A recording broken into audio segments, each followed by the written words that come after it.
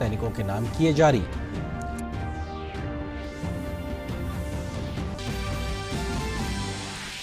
केंद्रीय गृह मंत्री और वरिष्ठ भाजपा के नेता अमित शाह के पश्चिम बंगाल दौरे का आज दूसरा दिन। कोलकाता की नेशनल लाइब्रेरी में राज्य के शहीदों को अर्पित की श्रद्धांजलि। अमित शाह ने साइकिल रैली को दिखाई हरी झंडी।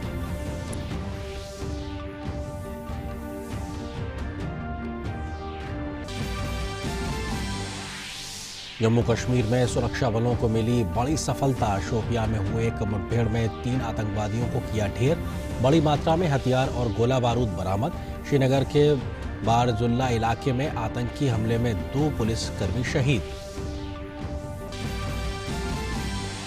और खेल की खबरों में ऑस्ट्रेलियन ओपन में पुरुष एकल के दूसरे सेमीफाइनल में आज चौथी वरीयता प्राप्त रूस के डेनियल मेदवेदेव और 5वीं वरीयता प्राप्त यूनान के स्टेफनोस सित्सिपास के बीच होगा मुकाबला। विजेता की फाइनल में नोवाक जोकोविच से होगी भिड़ंत।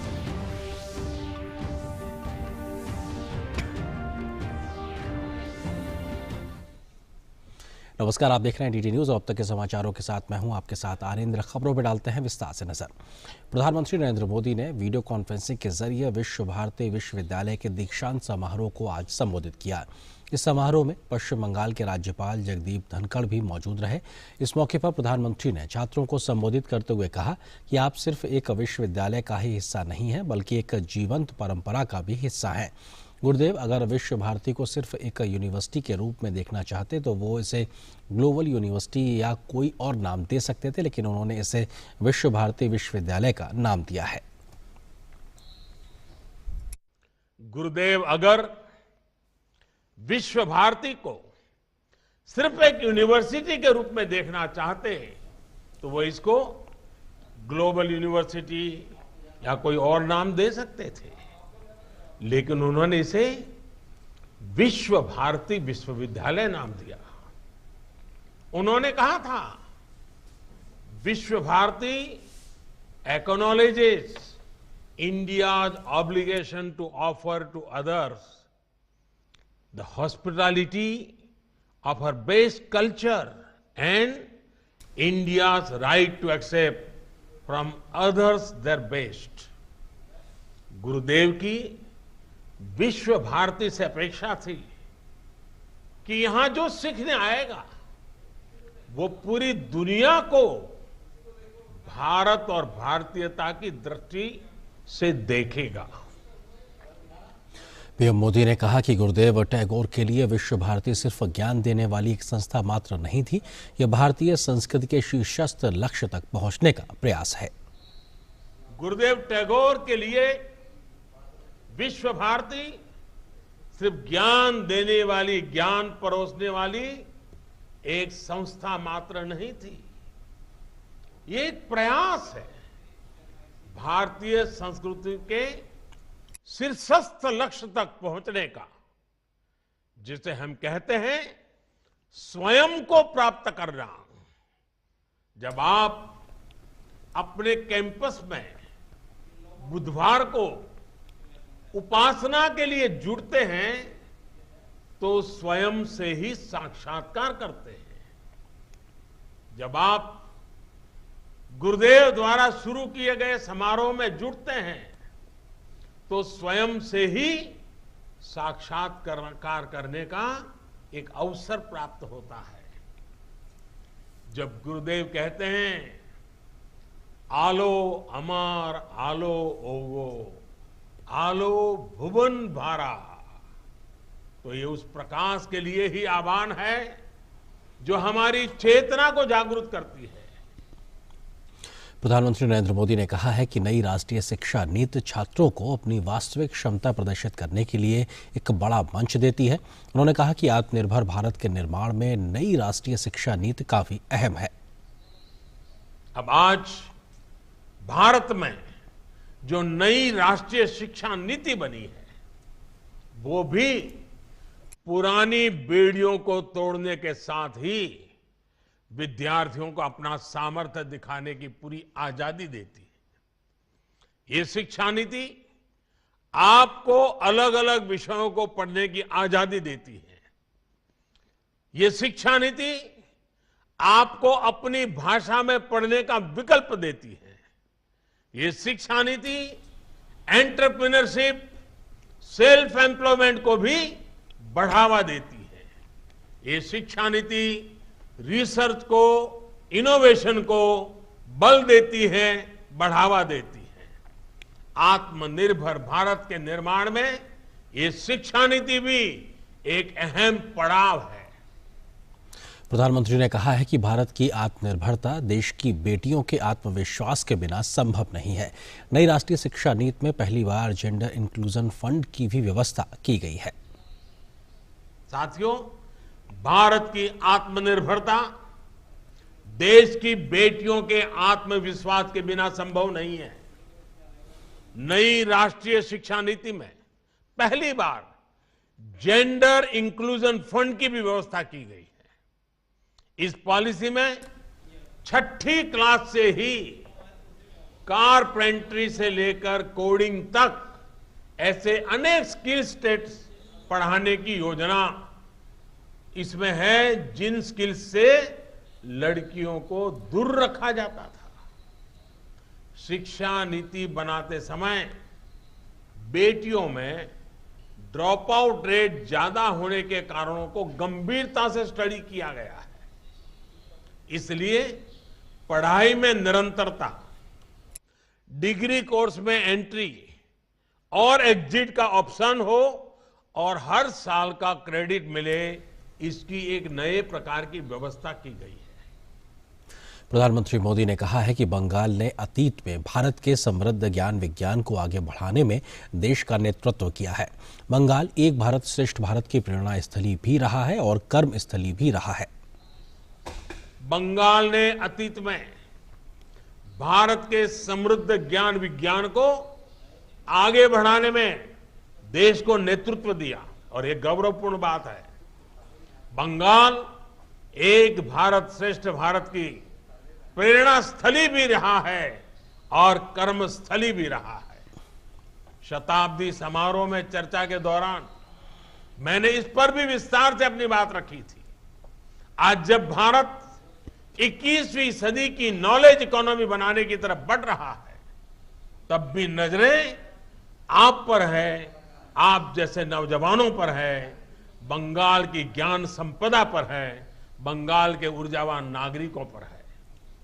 भारत के ज्ञान और भारत की पहचान को विश्व के कोने कोने तक पहुंचाने में विश्व भारती की बहुत बड़ी भूमिका है। पीएम मोदी ने कहा है कि जब युवा आगे बढ़ने का जज्बा रखेगा तो सरकार और 130 करोड़ का देश युवाओं को पूरी मदद करेगा। जब तक भारत के युवा में नया करने का, रिस्क लेने का और आगे बढ़ने का जज्बा रहेगा, तब तक कम से कम मुझे देश की भविष्य की चिंता नहीं है। और मुझे जो देश युवा हो, 130 करोड़ आबादी में इतनी बड़ी तादाद में युवा शक्ति हो, तो मेरा भरोसा और मजबूत हो जाता है, मेरा विश्वास और मजबूत हो जाता है। और इसके लिए आपको जो सपोर्ट चाहिए, आपको जो माहौल चाहिए, उसके लिए मैं खुद भी और सरकार भी, इतना ही नहीं, 130 करोड़ का संकल्पों से भरा हुआ, सपनों से लेकर के जीने वाला देश भी आपके समर्थन में खड़ा है। प्रधानमंत्री नरेंद्र मोदी ने भारत और ऑस्ट्रेलिया सर्कुलर इकोनॉमिक हैकेथॉन को आज संबोधित किया। पीएम मोदी ने कहा कि इस हैकेथॉन में भारत और ऑस्ट्रेलिया की ओर से नए तरह के समाधान पेश किए गए हैं। पीएम मोदी ने कहा कि इन नवाचारों से हमें सर्कुलर इकोनॉमिक सॉल्यूशंस को ढूंढने में मदद मिलेगी।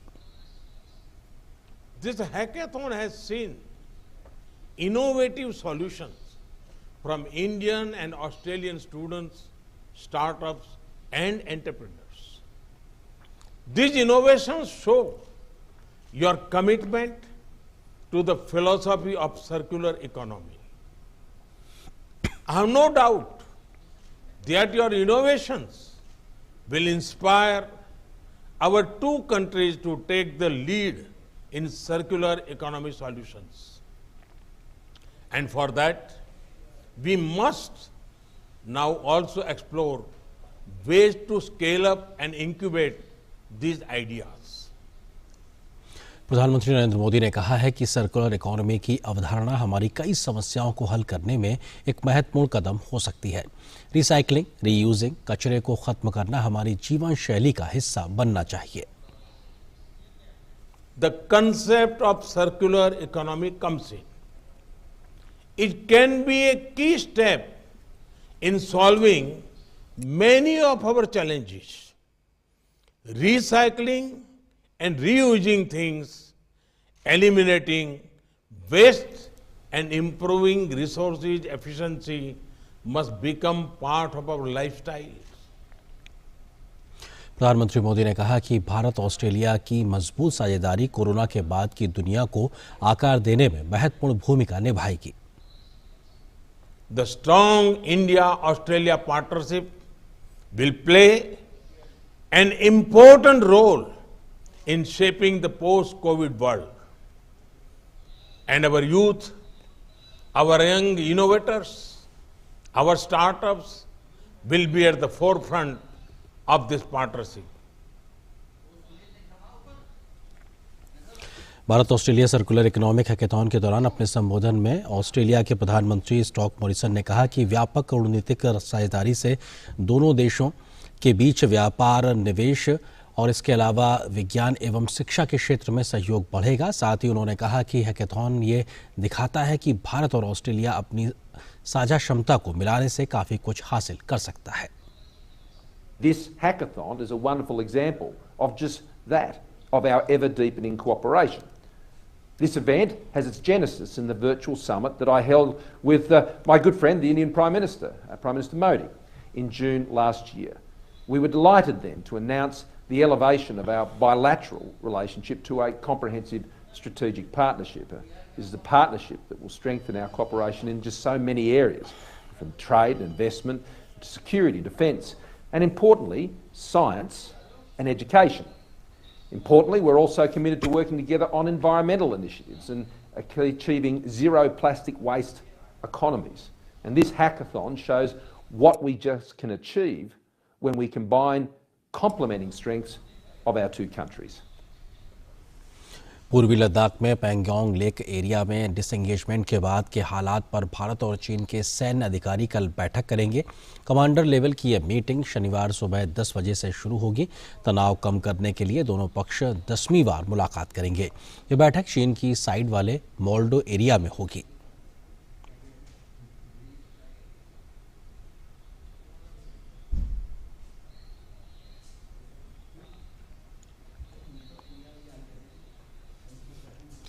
चीन ने पहली बार स्वीकार किया है कि गलवान घाटी में भारतीय सेना के साथ झड़प में उसका एक अधिकारी और 4 सैनिक मारे गए थे।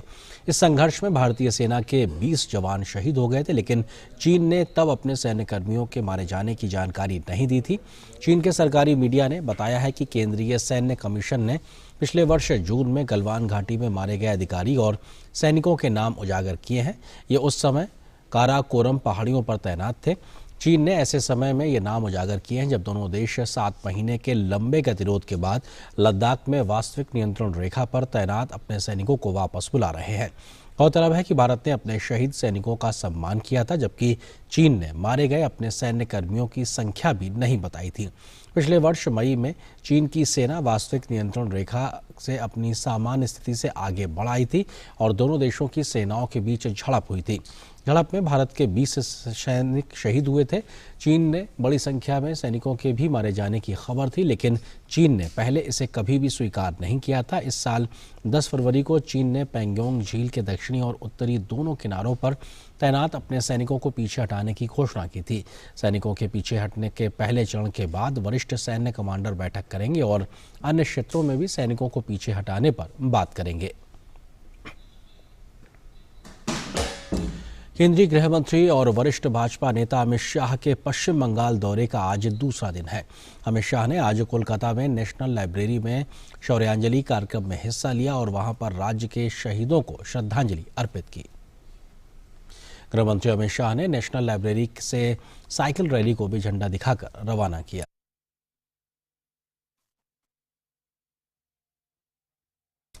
अपने संबोधन में अमित शाह ने कहा कि भारत सरकार ने एक प्रोग्राम शुरू किया है। सुभाष चंद्र बोस जी के 125वें वर्ष को न केवल सुभाष जी बल्कि देश को आज़ादी दिलाने के लिए जिन जिन लोगों ने अपना बलिदान दिया है, उन सभी को एक बार फिर से जनमानस के अंदर जीवित करना और उनसे प्रेरणा लेकर आगे बढ़ना है। भारत सरकार ने तय किया है कि 125वां उनका जो साल है उसको न केवल सुभाष बाबू देश के लिए, देश की आजादी के लिए, देश को आगे बढ़ाने के लिए जिन जिन लोगों ने अपना जीवन का बलिदान दिया है, जिन जिन लोगों ने अपनी पढ़ाई लिखाई छोड़कर देश के स्वतंत्रता संग्राम में कूद पड़े, वो सभी को एक बार फिर से जनमानस के अंदर पुनर्जीवित करना और उसमें से प्रेरणा लेकर आगे बढ़ना। मैं युवाओं को खास अपील करता हूं कि जिन्होंने देश के लिए अपनी जान का बलिदान दिया, उसका स्मरण कर कर हम बाकी का जीवन देश के लिए जीना ये तय कर दे, तो उनके बलिदान को इससे बड़ी श्रद्धांजलि कोई नहीं हो सकती। अमित शाह ने कहा है कि जिस देश की युवा पीढ़ी अपने आज़ादी के इतिहास को समझती नहीं है, वो देश का भविष्य नहीं बना सकती। एक साइकिल यात्रा शुरू हो रही है, 3 टुकड़ियां जाएगी। एक टुकड़ी का नाम है नेताजी सुभाष चंद्र बोस टुकड़ी, जो 270 किलोमीटर का सफर तय कर कर नामी अनामी गुमनाम कई शहीदों के गांव में जाकर उनका महिमा मंडन करने का, उनकी याद को फिर से एक बार जीवित करने का प्रयास करेगी। क्योंकि जिस देश की युवा पीढ़ी आजादी के इतिहास को, जिस देश की युवा पीढ़ी अपने देश के इतिहास को समझती नहीं है, उसमें से गर्व के भाव को आत्मसात नहीं करती है, वो देश का भविष्य नहीं बना सकती। श्रीनगर के बारजुल्ला इलाके में आतंकियों ने एक पुलिस पार्टी पर हमला कर दिया है। वारदात का वीडियो सामने आया है। वहीं जम्मू कश्मीर पुलिस ने बताया कि इलाज के दौरान घायल पुलिसकर्मी एसजी सिटी मोहम्मद यूसुफ और सिटी सुहेल अहमद शहीद हो गए हैं।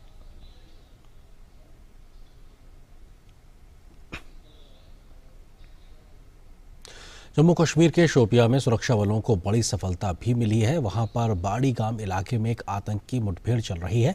सुरक्षा बलों ने 3 आतंकियों को अब तक ढेर कर दिया है। आतंकियों के पास से बड़ी मात्रा में हथियार और गोला बारूद भी बरामद हुआ है। कल रात में लगभग 10 बजे खबर मिला था पुलिस को, जिस ऑपरेशन को खुद अब्दुल साहब भी लीड कर रहे थे कि 3 मिलिटेंट छिपा हुआ है। उसके बाद कॉर्डन डाल दिया गया। आर्मी, सीआरपीएफ, पुलिस टीम ने कॉर्डन डाला। कॉर्डन डालने के बाद सर्च शुरू किया गया, तो तीनों मिलिटेंट घर वाले को हॉस्टेज बना लिया। उसके चलते हम लोग ऑपरेशन को होल्ड अप करना शुरू कर दिए और मॉर्निंग में 5:30 में जब घर वाले को निकाल लिए हम लोग, फिर से इनकाउंटर शुरू हो गया। दौरान इनकाउंटर 3 टेररिस्ट मारे गए जो अलबदर से ताल्लुक रखते हैं। तीनों लोकल मिलिटेंट हैं। उत्तराखंड के चमोली जिले में आई प्राकृतिक आपदा के बाद लापता लोगों की तलाश जारी है। एनडीआरएफ, एसडीआरएफ, सेना और आईटीबीपी के जवान तलाशी और बचाव काम में जुटे हुए हैं। गुरुवार को मुख्य टनल से 2 और रैणी गांव के पास से 1 शव और हेलंग से 1 शव को निकाला गया। अभी तक कुल 62 लोगों के शव मिल चुके हैं। इनमें 33 शवों की शिनाख्त अभी तक नहीं हो पाई है। अभी तक 142 लोग लापता बताए जा रहे हैं, जिनकी तलाश लगातार जारी है। आपदा में प्रभावित 13 गांवों में राहत की सामग्री पहुंचाई जा रही है।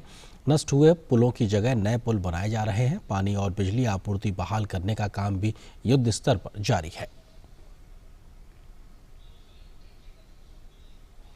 केंद्रीय स्वास्थ्य और परिवार कल्याण मंत्री डॉक्टर हर्षवर्धन ने आज वीडियो कॉन्फ्रेंसिंग के जरिए मिशन इंद्रधनुष 3.0 को लेकर राज्यों की तैयारियों की आज नई दिल्ली में समीक्षा की है।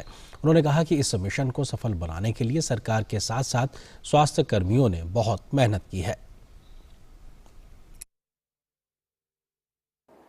देश में 3,76,00,000 बच्चों को ढूंढ कर हम ये वैक्सीन उपलब्ध करा पाए। देश में 94 लाख से ज्यादा गर्भवती महिलाओं को हम ये जो टीका है ये उपलब्ध करा पाए। और जैसा कि हम सब जानते हैं कि आप सबके प्रयासों से जो शुरुआती दौर में इसमें सफलता का पैरामीटर 6.7% के आसपास था। बाद में हमारे 5वें फेज तक आते आते जैसा अभी बताया गया वो 30% तक कई स्थानों पर 12% और एवरेज 18.5% तक आ गया। भारत ने कोविड-19 महामारी के खिलाफ लड़ाई में एक नया कीर्तिमान स्थापित किया है। कोविड के खिलाफ टीकाकरण के तहत स्वास्थ्य कर्मियों और फ्रंटलाइन कर्मियों को वैक्सीनेशन का आंकड़ा 1 करोड़ को पार कर गया है। अभी तक 1,88,007 लोगों को कोरोना का वैक्सीनेशन दिया जा चुका है। तो वहीं सिर्फ गुरुवार को ही 6,58,674 लोगों को वैक्सीनेशन किया गया है। भारत सरकार अपनी अलग अलग पहल, अभियान आदि से लोगों के लिए प्रतियोगिताओं को आयोजन करती रही है। इसी सिलसिले में कई प्रकार के अन्य कार्यक्रमों का भी लगातार कार्यक्रम किया जा रहा है। आइए देखते हैं ये रिपोर्ट।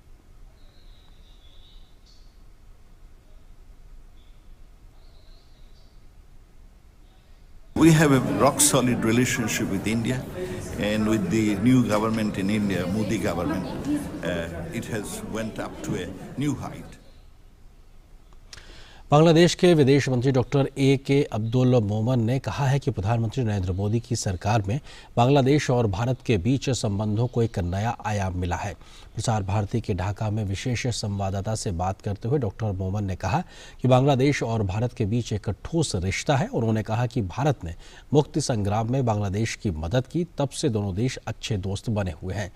Doctor A.K. अब्दुल मोमन ने कहा है कि दोनों देश एक साथ कई आयोजन कर रहे हैं। उन्होंने कहा कि दुनिया भर में होने वाले 18 कार्यक्रमों में से आधे भारत द्वारा और आधे बांग्लादेश द्वारा किए जा रहे हैं।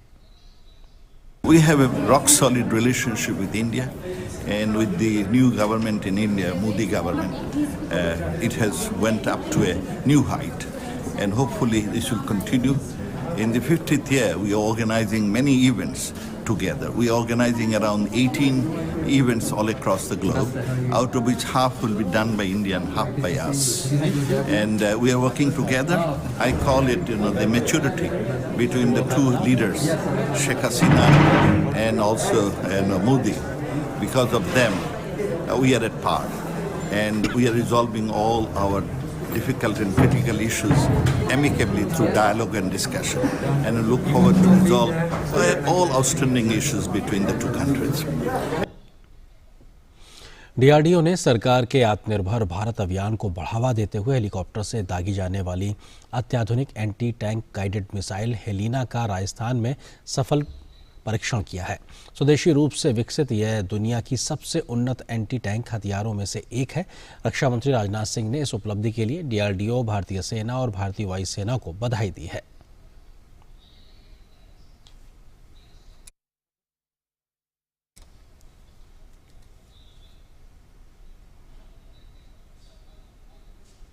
और प्रधानमंत्री नरेंद्र मोदी अब से कुछ देर बाद वीडियो कॉन्फ्रेंसिंग के माध्यम से केरल में बिजली और शहरी क्षेत्र की कई प्रमुख परियोजनाओं का उद्घाटन और शिलान्यास करेंगे।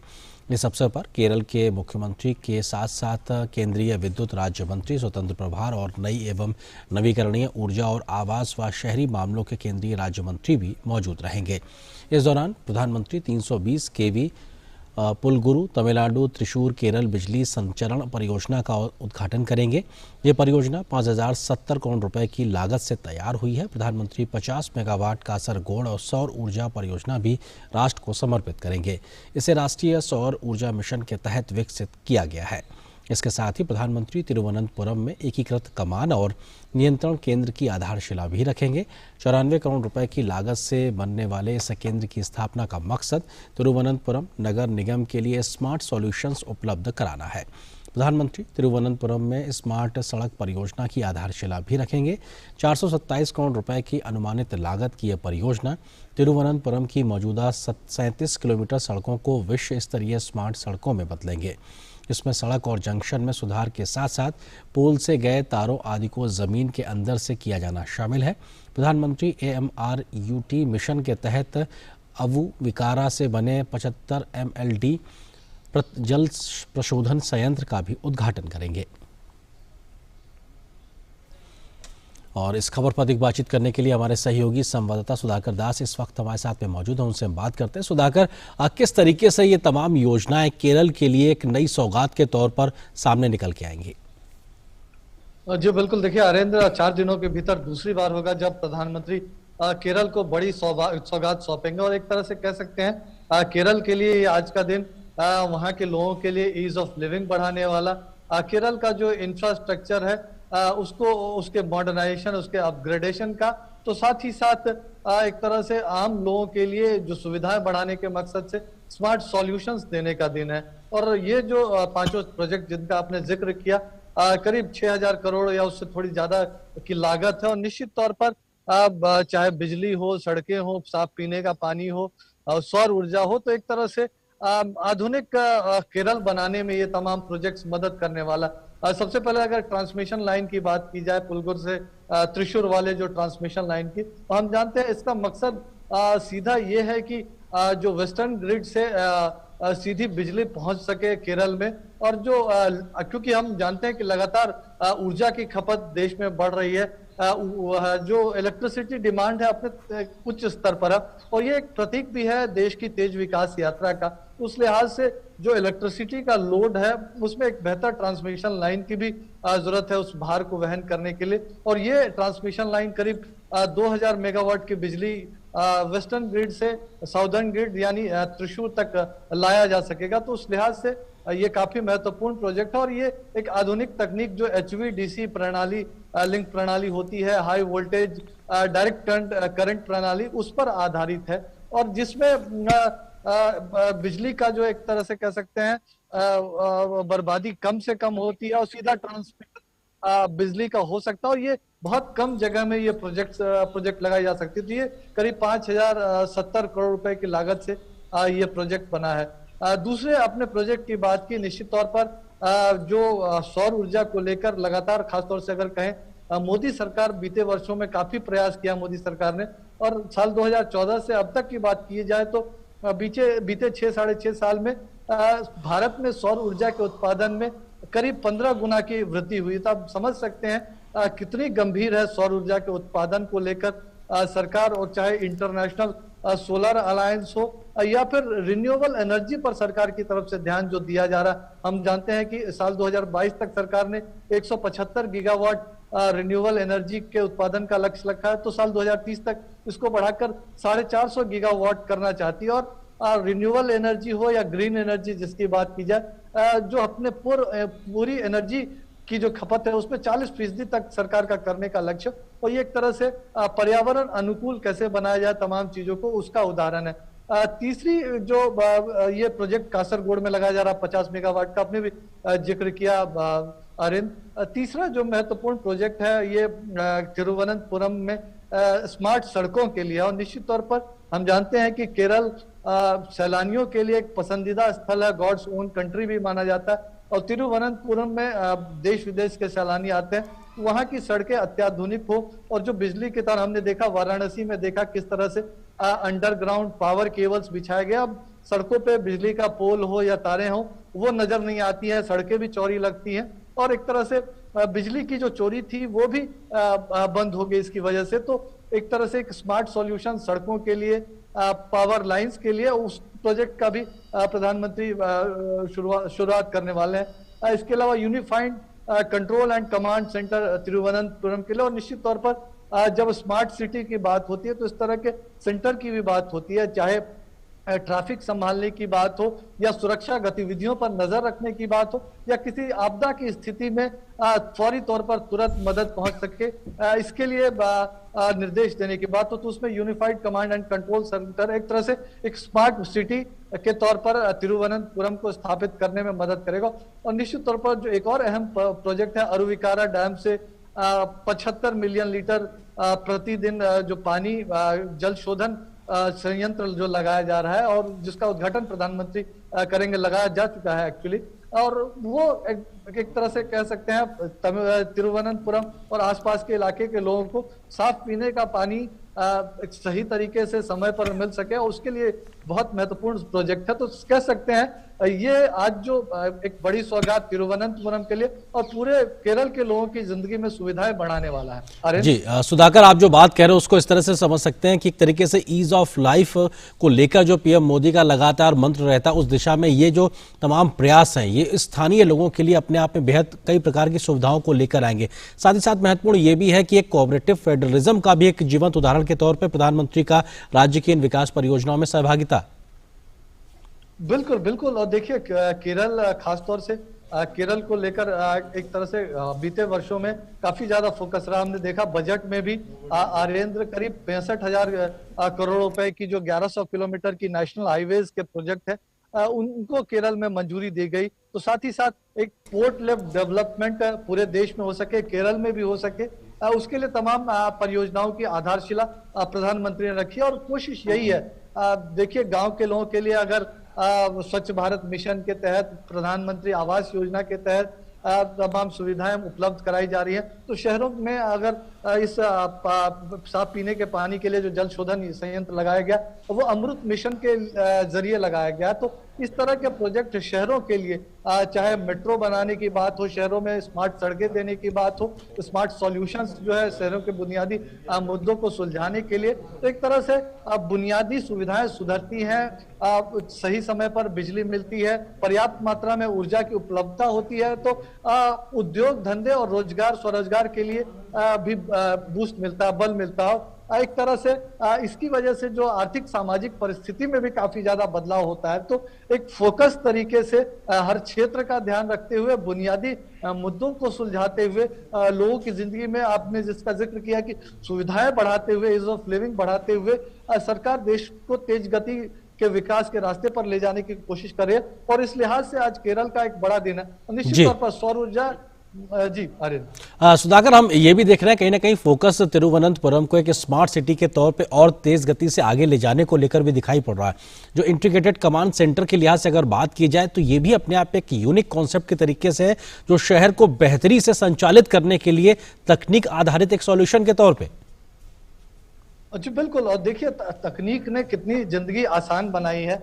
आज घरों की जो सरकार घर बनाती है प्रधानमंत्री आवास योजना के जरिए, उसकी जियो टैगिंग हो रही है, तो ड्रोन के जरिए हम जान रहे हैं कि गांवों की मैपिंग करके प्रॉपर्टी के कागजात लोगों को सौंपे जा रहे हैं। तो निश्चित तौर पर अगर unified command and control centre के जरिए शहर की चाहे सुरक्षा की बात हो, चाहे ट्रैफिक को चलाने की एकदम सुनियोजित व्यवस्था की बात हो, यहाँ यदि कोई कहीं दिक्कत आती है तो उस लिहाज से फौरी तौर पर कदम उठाने की, तो एक तरह से ये अथॉरिटीज को, प्रशासन को, पुलिस को एक तंत्र मुहैया कराती है कि वो स्विफ्टली एक्शन कर सके, तो साथ ही साथ तमाम गतिविधियों पर नजर रख सके। और एक ऐसे शहर में जहां देश विदेशी सैलानी खासी संख्या में आते हैं, जिस पर पूरी दुनिया की नजर रहती है, और जहां एक तरह से कह सकते हैं इस तरह के सॉल्यूशंस, इस तरह की सुविधाएं बढ़ने से एक तरह से पर्यटकों की भी आमद रफ्त बढ़ सकेगी, क्राइम कंट्रोल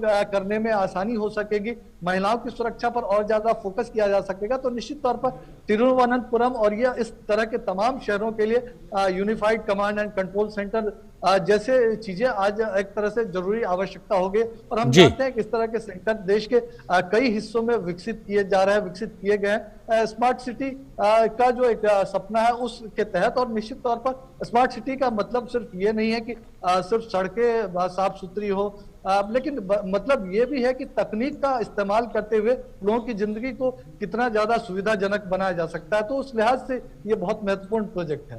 बिल्कुल। और तिरुवनंतपुरम के लिहाज से अगर बात की जाए तो 427 करोड़ रुपए की लागत से लगभग 37-38 किलोमीटर की जो सड़क है उसको भी स्मार्ट सड़क परियोजना के तहत डेवलप किया जाएगा। जो बात आप कह रहे हैं, कहीं ना कहीं पर्यटन को बढ़ावा देने के लिहाज से भी ये सारे प्रयास अपने आप में काफी कारगर साबित होंगे, क्योंकि केरल में बड़ी संख्या में देशी विदेशी पर्यटकों की आवक हमेशा रहती है, उसको भी इजाफा होगा, स्थानीय लोगों को फायदा होगा।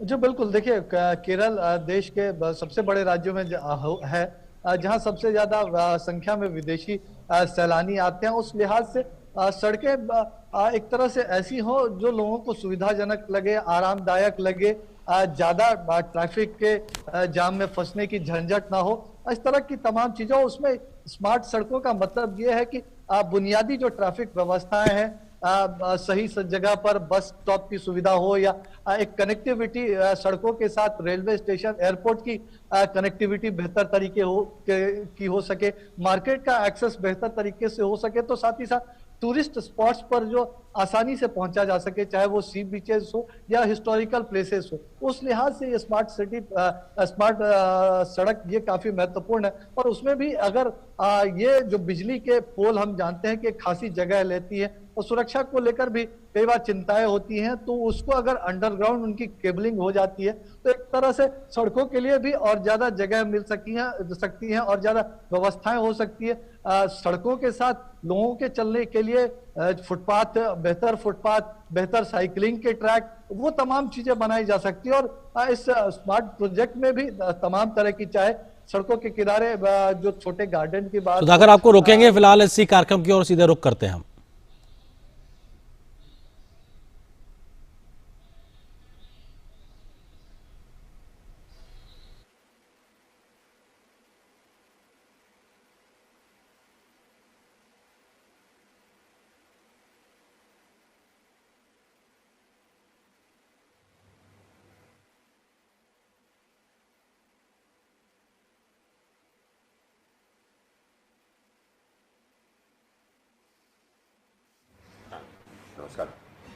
Namaskaram, distinguished guests, ladies and gentlemen. On behalf of Government of India, here from Ministry of Power, I welcome you to the inauguration as well as laying of foundation stones of various development projects of Kerala by the Honorable Prime Minister Shri Narendra Modi in the presence of Shri Arif Muhammad Khan, Honorable Governor of Kerala, Shri Pinarayi Vijayan, Honorable Chief Minister of Kerala, Shri Hardeep Puri, Honorable Minister of State, Independent Charge for Housing and Urban Affairs, and Shri R.K. Singh Ji, Honorable Minister of State, Independent Charge for Power and New and Renewable Energy. We now begin with welcome address by Shri R.K. Singh, Honorable Minister of State, Independent Charge for Power and New and Renewable Energy, Government of India. Shri R.K. Singh Ji. Honorable Prime Minister, it is my proud privilege to welcome you to today's function, wherein you will dedicate and also lay the foundation